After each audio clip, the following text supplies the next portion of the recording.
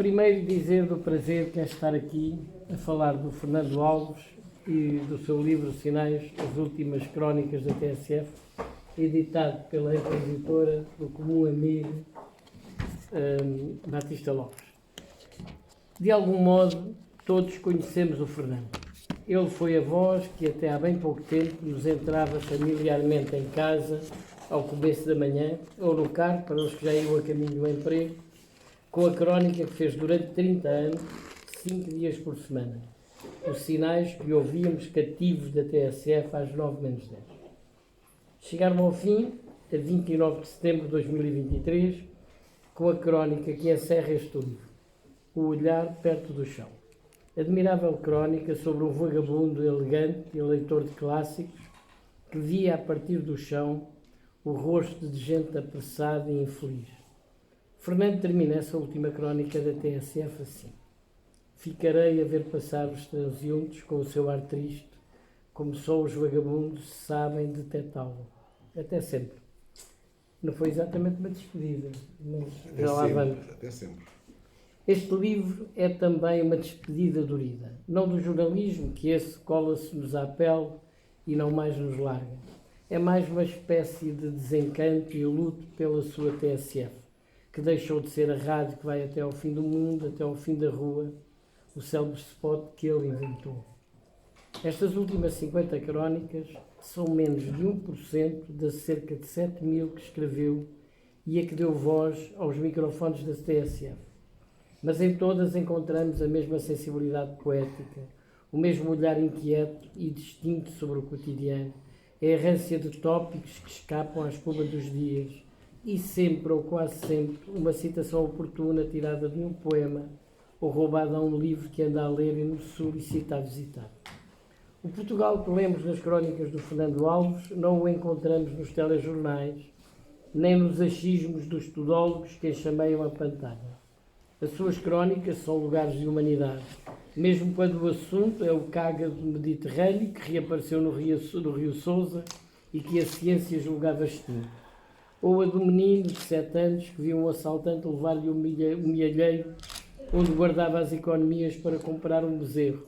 E nós, ainda conduídos do menino, remata ao Fernando com a preocupação que é hoje crianças e jovens procurarem o bezerro de ouro nos jogos online. São assim sempre interpeladoras as crónicas do Fernando. E em todas elas é um exigente cuidador da língua, acrescentando o saber de um leitor de bibliotecas que sabe partilhar o conhecimento com o ouvinte ou o leitor. Cada um de nós, como leitor, tem necessariamente uma voz interior no processo de leitura. Ao ler estes sinais, alguns ainda frescos na memória, não podemos deixar de sentir a falta dessa voz inconfundível do Fernando Alves. Encerrado o ciclo de sinais, vieram as entrevistas, que lhe valeu já ser rosto de capa no público. Disse ele então que as crónicas não lhe dão grande trabalheira. O fio inicial é que custa. Lembro-me ainda em como ele se preocupava também com o remate final. Pretexto para o recordar noutro contexto, distante no tempo, mas muito próximo na geografia. O Fernando Alves, como os mais velhos recordarão, também já foi voz na rádio em Santarém. Em meados dos anos 80, em pleno boom das rádios piratas, nasceu a Rádio Ribatejo, paredes meias com o jornal do Ribatejo. Aqui o Fernando veio dar corpo e alma. Aqui desbravou caminhos e marcou algumas vidas.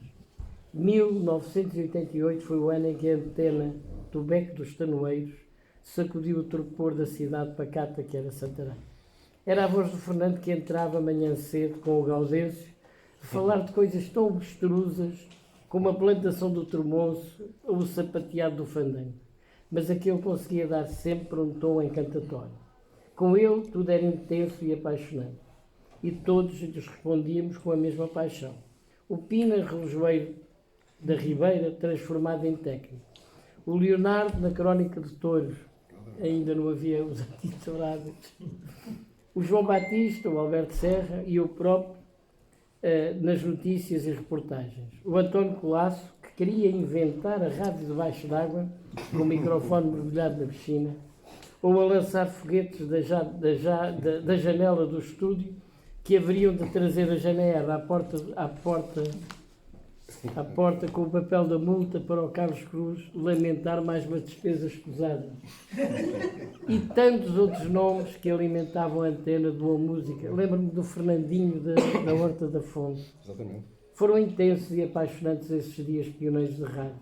O Fernando acabou por fazer escola e quando, passado o ano, partiu para abrir a TSF, que foi um dos fundadores com Emílio Rangel, levaria consigo um punhado de jovens em que deixaram uma forte paixão pelo jornalismo. O Beco dos Tanoeiros. Eu vou pegar pelo Beco dos Tanoeiros. Um dia, o Rangel percebeu que havia aqui a possibilidade de esgalhar uma experiência que podia ser o piloto, de algum modo, do que nós queríamos fazer uma escala maior. E não apenas piloto, porque, enfim, se trabalhava sem formação a sério com o grupo que ia arrancar em Lisboa, mas talvez aqui fosse possível testar relações mais estreitas com uma comunidade específica, perceber como é que se podia contrariar o estabelecido, porque aquela rádio, muitos esqueceram-se talvez disso, tal como o Público mais tarde, e a SIC rompeu com o que estava estatuído, veio fazer de outro modo, não foi mais uma apenas, veio rebentar com a arrumação, pôr em causa tudo, alinhamentos, critérios, modos de avançar para as mãos na massa. E acima de tudo também perceber se havia gente que pudesse ser rebocada daqui mais tarde para Lisboa. E aconteceu, um punhado deles que acabaram por isso. O Beco dos Tanoeiros é um sítio onde chegámos, o João Canedo, que já morreu, o melhor técnico que eu vi na vida, talvez, o grande papa da sonoplastia, um homem que pendurava S numa corda no tempo da fita, porque às vezes cortava-se os plurais às palavras, e eu vou ali buscar um Szinho. Um mágico, um sábio, um tipo que explicava um estúdio fio por fio. Veio aqui comigo e com o Teresa Moutinho para conhecermos a casa e as pessoas. Tá? E foi-nos apresentado um tipo que arranjava relógio no Beco dos Tanoeiros. Apareceu-nos com uma bata branca, Fernando Pina. Mas você já fez alguma coisa na rádio? Não, mas mal fora, ensinam-me. O Canedo ensinou-lhe o que havia mais básico e ele ficou o nosso único técnico. Este homem foi o nosso único técnico durante tempos intermináveis que aqui estivemos, quase um ano ou mais, talvez, não? Um ano. Depois continuou outra gente. E vai estar até na razão imediata de uma zanga que eu tive com o Rangel, episódica, que fez com que eu não estivesse no dia 1 da emissão em Lisboa. Foi uma coisa brava ao telefone, porque eu pedi mais um gravador e um aumento singelo para o Pina, porque o Pina fechou a loja dos relógios durante um ano. Despediu-se do seu ofício para ir ser técnico de uma rádio marada. E o Rangel estava com outras prioridades, isso criou ali uma crispação chata entre nós, dada a relação que tínhamos, foi muito agreste, mas foi por causa do Pina que isso aconteceu, e ainda bem que aconteceu por essa razão. O Gaudêncio chegava às 5 da manhã, rangia os dentes, não é? Pegava em mim no ar. O Gaudêncio pegou em mim no ar uma vez, assim, todo no ar, e contava histórias do caminho de casa até à rádio, às 5 da manhã. O que tinha visto nos campos, inventava, delirava. E aquilo era o engenheiro Sousa Veloso, quase a resvalar às vezes para um abismo, mas nunca resvalava mesmo. Porque ele sabia tanto de agricultura como eu, ou como tu, mas a verdade é que dava um retrato do que era o campo àquela hora, do que era o modo como as pessoas se cruzavam, numa linguagem muito genuína, muito chã, nada bordada, mas também não dizia. Dizem tipos no Parlamento, às vezes disparados mais graves, dizem acordos, por exemplo. Não é? É mais grave um tipo, eu nunca votei num tipo que diz acordos, ou que está sempre a pegar no foco, o nosso foco está virado, ou que tem resiliência. Agora, estes tipos de resiliência, jamais votarei num tipo que usa a palavra resiliência. O Gaudêncio não usava a palavra resiliência. Ainda por cima, um princípio da física, não tem nada a ver com o sentido que esta rapaziada dá à coisa. O Colasso, o António Colasso, que fez isto que está aqui, um homem de quem temos muitas saudades. O Colasso andou em cima dos telhados de Santarém a gravar galos para fazer o sinal horário da estação. O sinal horário da Rádio Ribatejo eram galos, né, gravados pelo Colasso.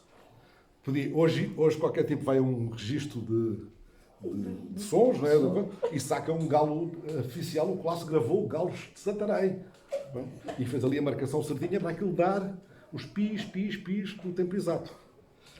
E era, sem dúvidas, o horário mais belo da rádio portuguesa naquele tempo, talvez.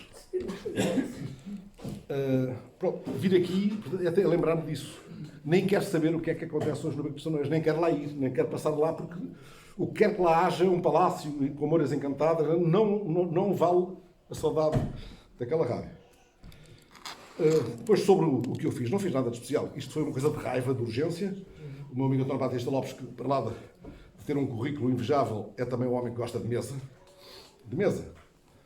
E que, na área dele, tal como alguns de nós na nossa área, foi cultivando essa arte que é fazer da mesa o grande balão de ensaio de tudo o que vamos fazer, do mais belo que possamos fazer.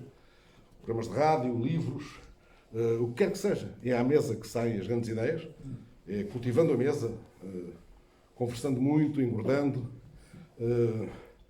que apuramos outros apetites. É à mesa que saltam as ideias mais loucas, não é? Que vão dar mais tarde uma coisa, vão acender uma luz à luz, é à mesa sempre. Nós também praticámos abundantemente a mesa. Posso-vos contar uma coisa? Está ali uma universidade distraída. Uma vez estávamos aqui todos a almoçar até muito tarde, aqui num restaurante qualquer, já não lembro o nome, e houve alguém da mesa que largou uma bomba sonora, um descuido, e levantou-se na outra ponta do restaurante, o Joaquim Paes de Brito, que nós não sabíamos quem era, e disse: meus amigos, muito obrigado por esse sinal que estão a darem do outro lado do restaurante. Eu sou o antropólogo Joaquim Paes de Brito, diretor do Museu de Etnologia, o Rei Pertoé. E essa saudação que veio da vossa mesa sugere-me que vos falo da história da bomba artesanal. Nos Campos Elíseos, há 100 anos, havia campeonatos. Os atletas vestiam uma roupa especial com um rasgão e faziam uma posição invertida na cara uns dos outros. E deu-nos uma aula de história, né? A história das bombas atómicas. Foi só isso. E numa linguagem que podia ir para o ar em qualquer rádio. Até na rádio Renascença. São histórias de Santarém. Depois da manhã há uma greve geral da classe a que eu já não pertenço, formalmente, já não estou a fazer notícias, eu não sei, é jornalista como se é outra coisa qualquer, um tipo morre nisto.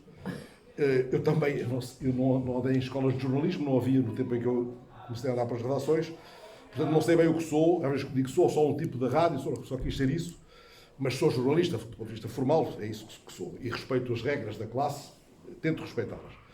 A classe está em greve depois da manhã. Greve geral, porque as redações estão zangadas, andam tristes e andam zangadas. Hoje veio a notícia de que o DN vai ser objeto de despedimento coletivo. Isto é previsível. O DN está fora da mãe, da mãe. Também há uns tipos que dizem mídia. Há uns tipos que dizem mídia, sem saber que é Brasil, vem dos brasileiros. Mas pronto, os médias estão de facto tramados e a global média andou a tramar ainda mais do que alguns média. As redações estão curtas nas mangas, estão mal pagas. Há aqui um círculo vicioso que vai ser muito difícil de desfazer, porque, tirando o caso do Público e do Expresso, eventualmente das televisões, dos canais... Boa noite. Dos canais mais informativos das televisões, mesmo esses já parece que têm o mesmo alinhamento de todos. Hoje o que acontece nas redações é uma incapacidade de ir para o terreno, uma incapacidade de saltar, de voltar, quer dizer, entrar numa coisa que é regressar ao livro. Sim, ok. Para tu contares como é que, porque para mim, de certo modo, é surpreendente que tu te levantavas todos os dias de manhã durante 30 anos de madrugada. Sim, mas e era de madrugada que escrevias a crónica do dia. Sim. Não, mas a maior parte delas sim. Sim, mas eu gosto de me levantar cedo. Eu comecei a levantar uma hora que me deitava. Metade da minha vida deitei-me às 3 da manhã, a outra metade passei a levantar-me às 3 da manhã. Não consigo perceber o que fez mudar o fuso, o meridiano, né? Virei tudo do avesso. Mas eu só quis fugir à hora de ponta no IC19. É quase patético. É tão trivial que nem dá para usar como medalha. Eu, acordando às 3 da manhã, chegava às 4 à rádio, escolhia o estacionamento que queria. não andava em filas de trânsito. Isso, ainda hoje tento evitar o mais possível. Organizei a minha vida de modo... E tive de encontrar encantos nesse horário. Que encantos é que podia ter nesse horário? Esperar que chegassem os jornais, espalhá-los na mesa. Tinha conseguido, à conta da idade, um estatuto de alguma independência que me permitia estar ali por causa de uma crónica, mas eu fiz sempre mais coisas. Fiz reportagens, fiz sempre mais. Nunca fiz só a crónica. E cheguei a editar os noticiários. Aí foi as únicas alturas em que deixei de fazer crónica, porque era insustentável. Não dava, eu não podia falar de um político com o rigor que os noticiários exigem, depois de lhe ter dado uma pancadita qualquer, porque eu nunca fui muito de pancadas, mas de o ter tido como alvo de uma ironia qualquer de circunstância um quarto de hora antes. Isso era insustentável, não faz sentido. Pronto, então, isto aconteceu um bocado por primeira casa. Ainda aqui há tempos discutimos lá em casa como é que começou isto. E eu creio que foi a minha mulher um dia que me deu a entender que eu devia ir por aí. Pronto. E os conselhos dela sempre foram muito úteis, de facto. E eu fui por aqui, correndo o risco nos primeiros anos de ser até um bocadinho moralista, às vezes, de caminhar por uma espécie de moral da história. E depois creio que consegui escapar a essa maldição. Não é? Eu não sei bem se isto são crónicas, eu chamo-lhe notícias de outra maneira. Porque há sempre aqui alguma coisa que é da ordem do dia, que é estritamente noticiosa, mas depois é embrulhada com outra massa, sim, é literário e não apenas, quer dizer, com outros registros que permitem fazer uma peça com links para outros patamares da verdade. Nunca há aqui um desrespeito pelos factos, era o que faltava, não há desrespeito pelos factos, há uma interpretação, mas muitas vezes o que há é uma chamada de atenção para as coisas que perdemos por sermos distraídos.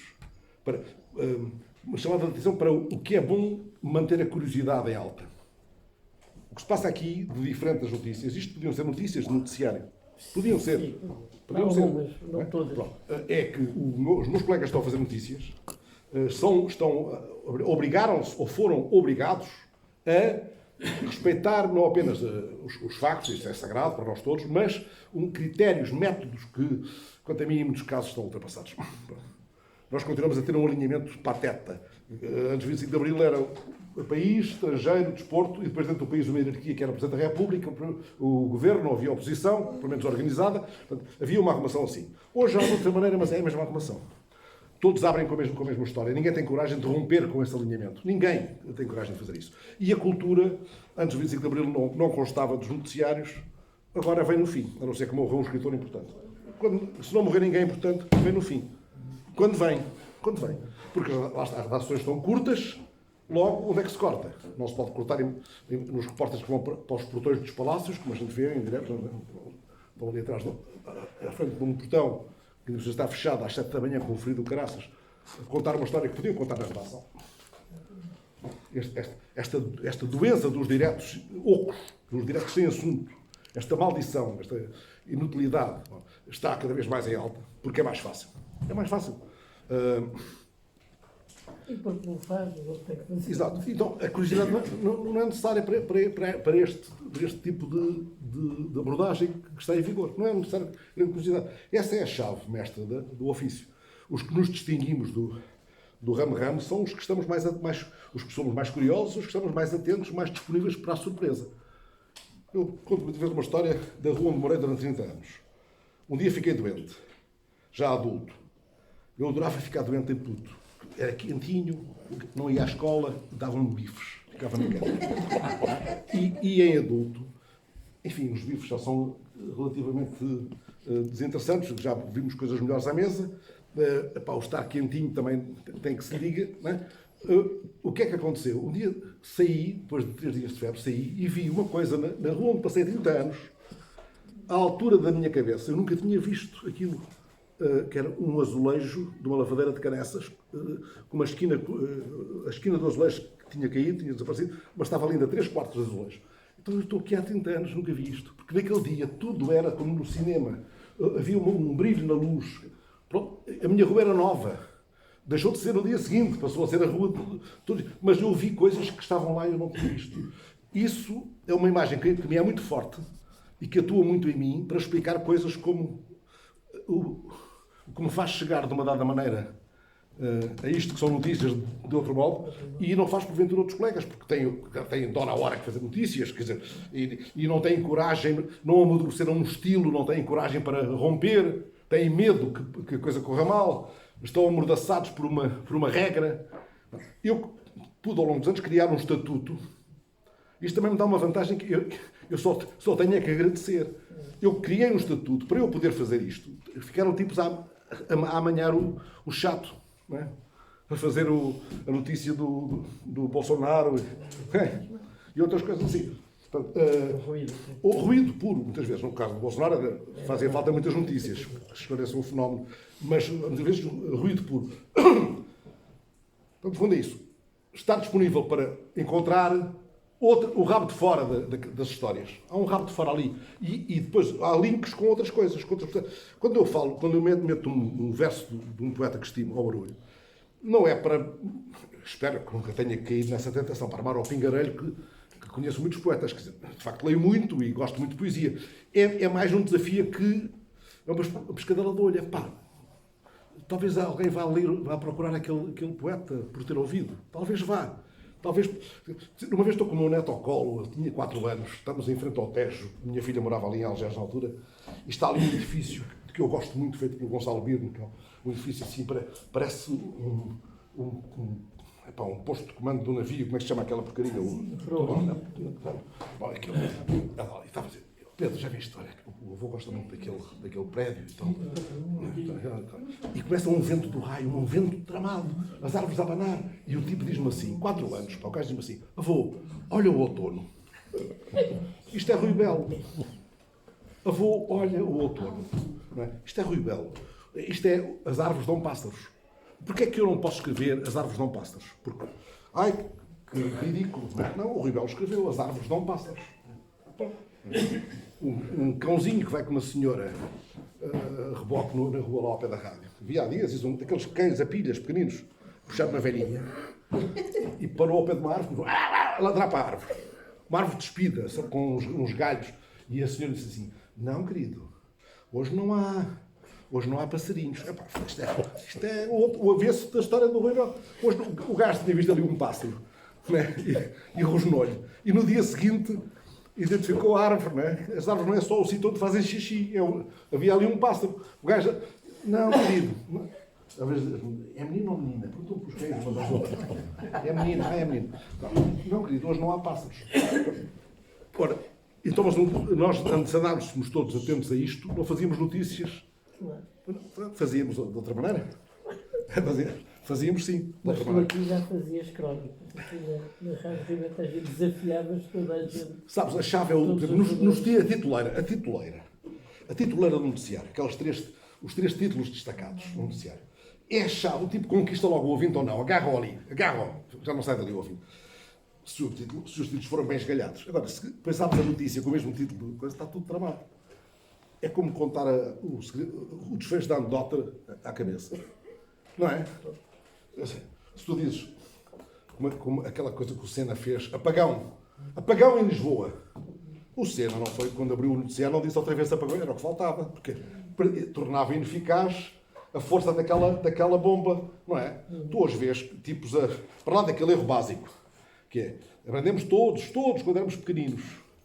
Quando eu lanço a peça de um camarada meu, dentro do noticiário, eu digo, o Presidente da República vai falar amanhã ao país. Fulano tal. E o Fulano tal começa a peça. O Presidente da República vai falar amanhã ao país.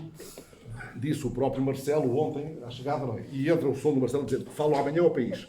Epá, isto é ruído sobre ruído. Aprendemos isso no início, quando chegamos ao ofício. Ora bem, se um tipo tem uma grande frase que escapa àquela malha triste dos textos noticiosos, uma grande bomba, e a vai repetir logo a seguir, e matou a eficácia daquilo.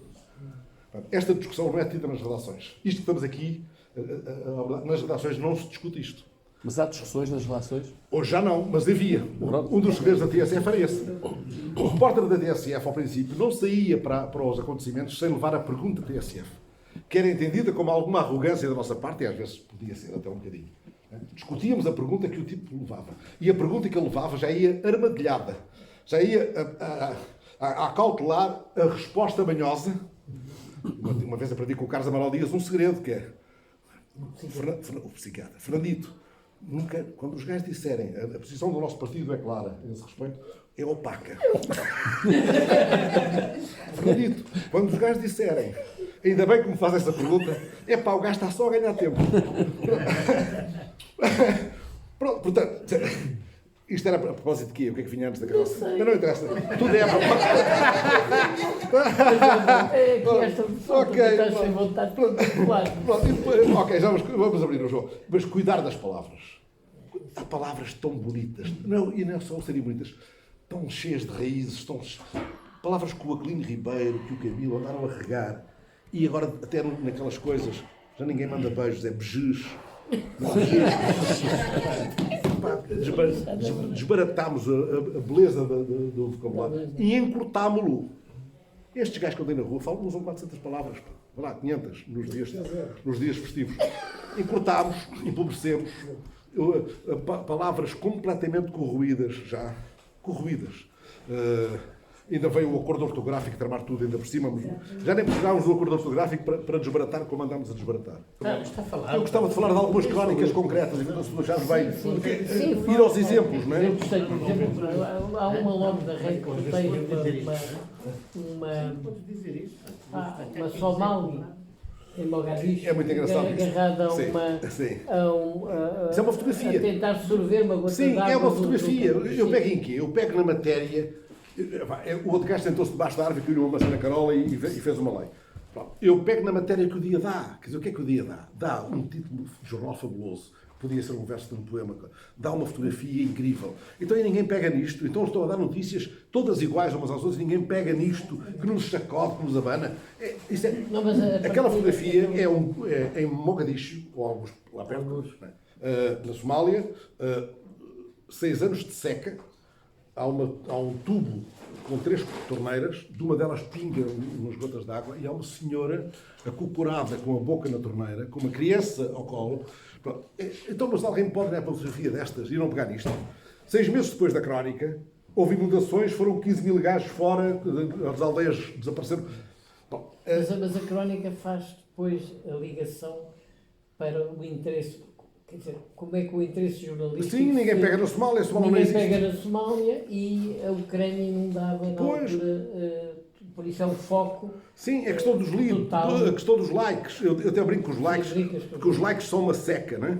Os likes são uma seca. Pronto. Porque hoje o critério muitas vezes é porque o digital domina o papel, domina o impresso, domina o tangível, né? Está por cima do digital. E o critério é a velocidade. E orienta já. E orienta, é a velocidade, e aquilo é feito por menos gente, gasta menos dinheiro à empresa. Rápido, não temos tempo a perder. Uma fotografia, um título, duas colunas sacadas da luz, está a andar. Então como é que ninguém para diante de uma coisa destas? Não é? E depois, agora, hoje finalmente falaram do Haiti. Falaram do Haiti. Já tinha visto no público, ouvi agora na rádio há bocadinho. Mas amanhã já ninguém fala outra vez do Haiti. Sena Santos falou semana passada, uma longa crónica. Longa, sim. Porque o Haiti é das coisas mais escabrosas, né, neste momento. Mas continua tudo com não podemos deixar de falar. Claro, mas tu tens um massacre de tal modo que o massacre noticiou sobre os massacres que às tantas já não há escapatória a esta evidência. O próprio noticiário é massacrante. E não desumaniza. Quer dizer, sendo uma coisa profundamente humana. Já ninguém ouve. Se não fizeres, é estranho, mas fazendo assim chover no molhado. É remastigar ou já mastigado. Como é que se escapa a isto? Não sei. As redações deviam discutir. Malta, como é que pegamos hoje na coisa? Há aqui algum ângulo novo que possa manter a história viva? Quer dizer, não sei. Creio que tem de ser. E a escala. Há mais mundo. Eu lembro-me de uma coisa do Kapuscinski, que para mim é um grande mestre, né? A seguir ao Adelino Gomes. Ainda é para mim, ainda é dos vivos, ainda é o maior do mundo. Mas o Kapuscinski, num livro fabuloso chamado Os Cínicos Não Servem para Este Ofício. Este ofício é o nosso, não é? O tipo diz: estão os batelões, agora já nem há batelões destes, porque agora é tudo. Vão metidos dentro das linhas avançadas dos exércitos, mas antes estavam os batelões, né, em cima do, vamos imaginar, Ruanda, num dado momento era Ruanda. Tudo, CNN Internacional, Sky News, BBC, blá blá blá blá blá blá. E um dia, diz o Capa X, que acordamos às 5 da manhã e não estão lá, foram todos embora. Quem é que os avisou que era para ir para outro sítio? Quem é que decidiu que vão todos ao mesmo tempo, à mesma hora, embora? Não é? Os repórteres. Porque de repente, na ordem do dia, passou a estar outra coisa qualquer. Exato. Então vão, tudo embora, malta. Andou. Mas é que se dá alguma coisa. Isto leva às teorias da conspiração, são tramadas e não fazem sentido, claro. De uma espécie de agenda certa, não é? Mas se calhar é isso mesmo, não é? Se calhar é isso. A comunicação hoje é cada vez mais manipulável por cima. Temos metidos numa teia, não é? É uma teia, né? Eles até falam da bolha, não é? Uma bolha, não é? Se falar na bolha. E ir ouvir as pessoas, escutar. O jornalista, ou o tipo de política, quem quer, deve escutar. Então, mas a minha função é falar ou escutar. Não é? É falar e escutar muito. Ouvir, escutar. Muitas dessas histórias eu apanho-as também nos transportes públicos ou nos cafés. Esta história. Não está aqui, mas fiz uns jornais sobre ela. Estou num café e está um pai e uma filha na mesa ao lado. Filha adolescente. A filha está a explicar ao pai que vai ver uma coisa qualquer, um festival, uma coisa de famosos. Um programa de televisão de famosos. Famosos. Que é um termo aí da gíria hoje. Famosos. E o pai está a tentar perceber e diz, então olha lá. Então, não é isso que vai aquela não sei o quê, e disse o nome de uma cantora. E ela disse isto. Não, pai. Essa não é famosa. Essa é só artista. Isto é brutal. Isto é brutal, não é? Ora, os famosos são tipos que nós, se calhar, não conhecemos de parte nenhuma. Não é? Hoje qualquer gajo fala em carreira. Um gajo com 20 anos fala da carreira. Minha carreira. Tenho uma carreira porreira e tal. Estou muito contente com a minha carreira. Já vi gajos de 20 e poucos anos falar em carreira. É verdade. Agora, os famosos, que são gajos que são famosos naquele círculo, naquela bolha, ninguém sabe quem são. Não produziram nada, não têm pensamento. Não, essa não é famosa. Essa é só artista. Bolas. Como é que se conta uma notícia para esta malta? Porque esta malta reproduz o que houve em casa, ou não houve, porque em casa não há conversa. Não é? Não é? Liga lá o telemóvel e não chateias. Leva lá o telemóvel para a mesa da outra refeição e não chateias o papai e a mamãe.